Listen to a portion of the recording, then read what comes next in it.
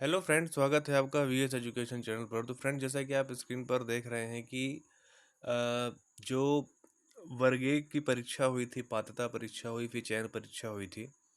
तो उस क्योंकि अभी फ़िलहाल में वर्ग दो की चयन परीक्षा होनी है और उसका कुछ सिलेबस अभी आया नहीं है। तो हम लोग यहाँ पर क्या कर रहे हैं कि जो वर्ग एक का पात्रता परीक्षा हुई थी, फिर बाद में चयन परीक्षा हुई थी, तो उन दोनों सिलेबस से हम क्या करेंगे, यहाँ पे कंपैरिजन करेंगे कि आखिर कैसा सिलेबस वर्ग दो का हो सकता है। तो मेरी जो पिछली दो वीडियो मैंने बनाई है, पहली वीडियो हिंदी और इंग्लिश के सिलेबस को लेकर थी और दूसरी वीडियो संस्कृत और उर्दू को लेकर थी। ठीक है, उन दोनों वीडियो की मैं लिंक डिस्क्रिप्शन में मैंने डाल दिया, आप वहाँ से जाकर उसको चेक कर सकते हैं। आज जो सिलेबस की बात होगी वो मैथ्स और साइंस की होगी।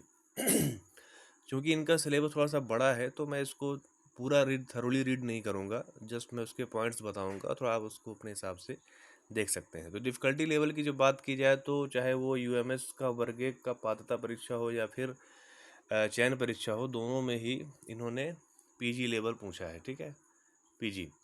तो ये तो इसका हो गया। अब यहाँ पर देख लेते हैं कि वर्ग दो की जो पात्रता परीक्षा हुई थी उसका जो लेवल था वो क्या था, यूजी लेवल था। ठीक है, तो यहाँ पर क्या है, वो यूजी लेवल है। ठीक है, अब हम लोग सेकंड बात कर लेते हैं क्या कि जो मैथमेटिक्स का जो वर्ग एक का पात्रता परीक्षा हुआ था उसका क्या सिलेबस था। ठीक है, तो पहले उसका साइज़ देख लेते हैं। तो ये जो सिलेबस है आपका, ये यहाँ तक जाता है पूरा। आप मान के चल सकते हैं पूरे 28 यूनिट यहाँ पर उन्होंने दिए हुए हैं, मतलब काफ़ी बड़ा सिलेबस उन्होंने पूछा था पात्रता परीक्षा में। मैं इसको पढ़ के बताऊँगा थोड़ा सा मेन पॉइंट।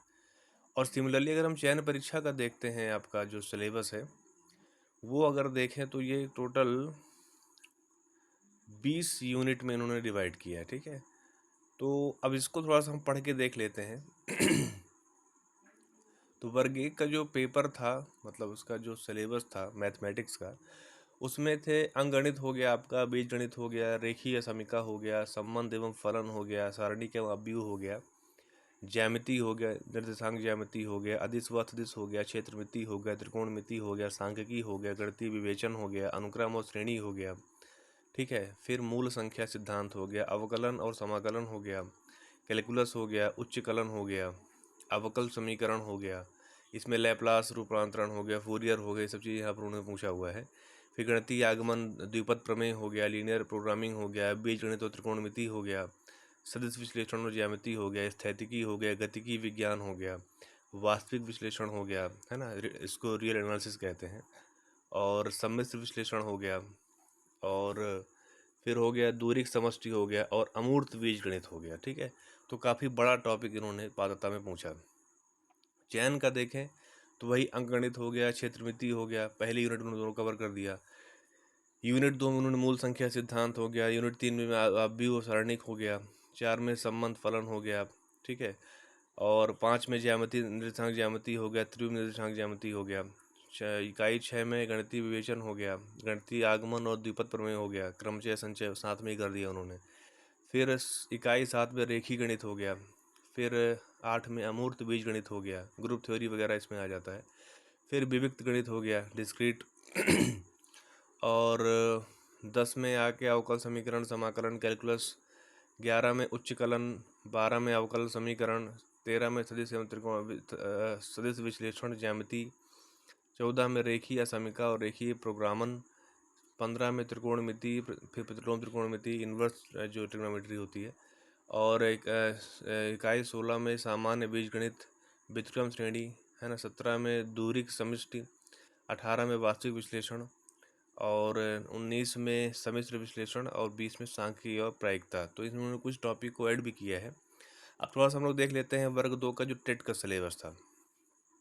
तो टेट का सिलेबस जो था वर्ग दो का, वो था, इसमें पहले था संख्या पद्धति। ठीक है, उसमें प्राकृतिक संख्या, पूर्ण संख्या, है ना, युक्ति विभाजन, सभी सब चीज़ वहाँ पर थी। यूनिट 2 में आपका बीजगणित हो गया, यूनिट 3 में ज्यामिति हो गया, यूनिट 4 में त्रिकोणमिति हो गया, 5 में त्रिकोणमिति का परिचय अनुप्रयोग हो गया, 5 में रचनाएं हो गई, 6 में क्षेत्रमिति हो गई, 7 में सांख्यिकी हो गई, 8 में फिर आपके ब्रह्मांड, मापन, ताप, लंबाई, थोड़ा सा अलग, मतलब थोड़ा सा फिजिक्स से उसको जोड़ दिया था, साइंस और फिजिक्स पूछ लिया था यहाँ पर। कुछ केमिस्ट्री पूछ लिया था। हालांकि इसके पीछे की जो मेन वजह ये है कि अब जैसे स्कूल्स वगैरह क्या हो रही है कि थोड़ा सा उनको इंटीग्रेटेड किया जा रहा है, तो मतलब गवर्नमेंट ये चाहती है कि जो एक जैसे कोई मैथ का सब्जेक्ट का टीचर है तो सिर्फ मैथ ही ना पढ़ाए, थोड़ा सा साइंस भी पढ़ाना जानता हो, है ना, ताकि जो मतलब टीचर्स की जो कमी रहती है उसको पूरा किया जा सके। पेडागोजी यहाँ पर नहीं पूछेगा। तो ये पूरा सिलेबस है फ्रेंड्स। तो अगर हम वर्ग एक से इसका कंपेयर करते हैं तो वो बात सही है कि वहाँ पर पीजी लेवल का सिलेबस पूछता है, लेकिन हाँ ये ज़रूर है कि अगर अभी आप पात्रता परीक्षा को लेकर चल रहे हैं, मतलब उसके सिलेबस के हिसाब से अगर आप तैयारी कर रहे हैं, तो आप ये मान के चलिए कि मतलब इसमें जो पूरा सिलेबस इसका बनेगा उसमें जो वर्ग एक से मैं अगर कंपेयर करता हूँ तो आपका ये 30 से 40% सिलेबस आपका जो पात्रता का सिलेबस था वर्ग दो का वहाँ से उठाएगा। लेकिन अभी भी ये है कि 70 से 60% वो चेंज कर सकता है, कुछ नई चीज़ें डाल सकता है, चीज़ों को एलेबोरेट कर सकता है। तो उसके लिए आप मेंटली प्रिपेयर रहिए, क्योंकि वो चीज़ें यहाँ पर चेंज हो सकती हैं। तो ठीक है फ्रेंड्स, ये हुआ मैथ्स का सिलेबस। अब हम लोग चलते हैं साइंस का।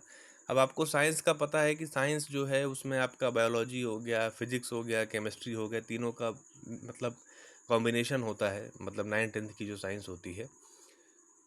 तो हम वर्ग एक का अगर हम पूरा सिलेबस देखें तो उसको पढ़ने में बहुत समय लग जाएगा, तो मैं आपको जस्ट उसको पिक्चर आपको दिखा दूंगा, आप वहाँ से चीज़ों को कंपेयर कर सकते हैं। मैं तीनों का आपको दिखाऊंगा सिलेबस, फिजिक्स का भी दिखाऊंगा, बायोलॉजी का भी दिखाऊंगा, केमिस्ट्री का भी दिखाऊंगा।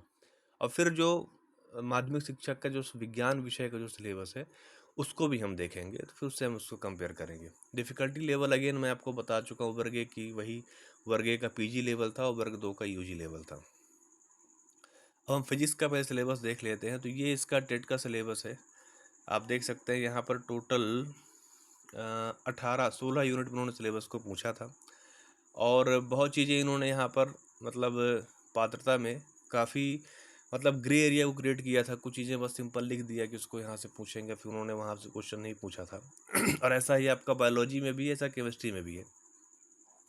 तो ये हो गया इसका पात्रता का सिलेबस। अब फिर इसका देखते हैं चयन परीक्षा का सिलेबस। तो यहाँ पर उन्होंने इसको 20 यूनिट में डिवाइड कर दिया पूरे सिलेबस को, ठीक है। अब 20 यूनिट से इन्होंने यहाँ पर क्वेश्चन पूछा है, और तो आप देख सकते हैं कि सिलेबस थोड़ा सा बड़ा कर दिया उन्होंने चयन परीक्षा का। उसी हिसाब से अगर हम देखते हैं बायोलॉजी का, तो बायोलॉजी का आप देखिए कि जो टेट का जो सिलेबस था वो ये यहाँ पर देखिए बायोलॉजी लिखा हुआ है। अब मैं वीडियो को पॉज करके आप देख सकते हैं, ये जीव विज्ञान का सिलेबस है।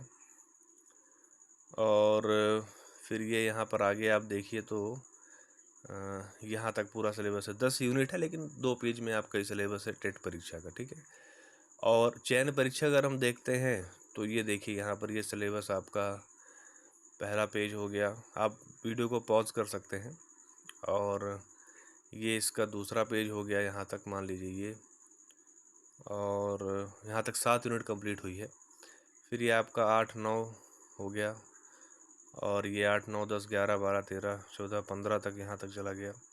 फिर 16 हो गया, और ये 17 हो गया, 17 से लेके 18 19 20। आप देख सकते हैं कितना बड़ा सिलेबस है, ठीक है। और यहाँ तक ये आपका पूरा बायोलॉजी का सिलेबस ख़त्म हुआ। अब केमिस्ट्री का देख लेते हैं। तो केमिस्ट्री में आप ये देखिए कि जो टेट परीक्षा का सिलेबस था वो इतना बड़ा था, ठीक है। टेट का अगर हम देखें तो इतना बड़ा सिलेबस था। और इसको और हम थोड़ा बड़ा करें, अगर और आगे बढ़ाएं, तो यहाँ पर देखिए कि ये टोटल सिलेबस को कितना बड़ा मतलब इन्होंने मतलब कुछ भी नहीं छोड़ा, आप ये समझ सकते हैं। अगर वर्ग एक का बात करें तो कुछ भी उन्होंने छोड़ा नहीं है, सब कुछ पूछ लिया उन्होंने।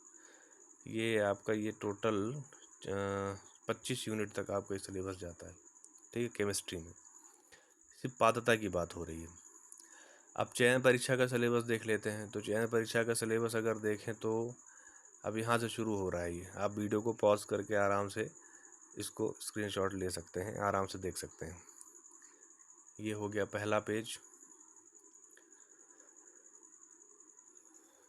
फिर ये हो गया आपका दूसरा पेज।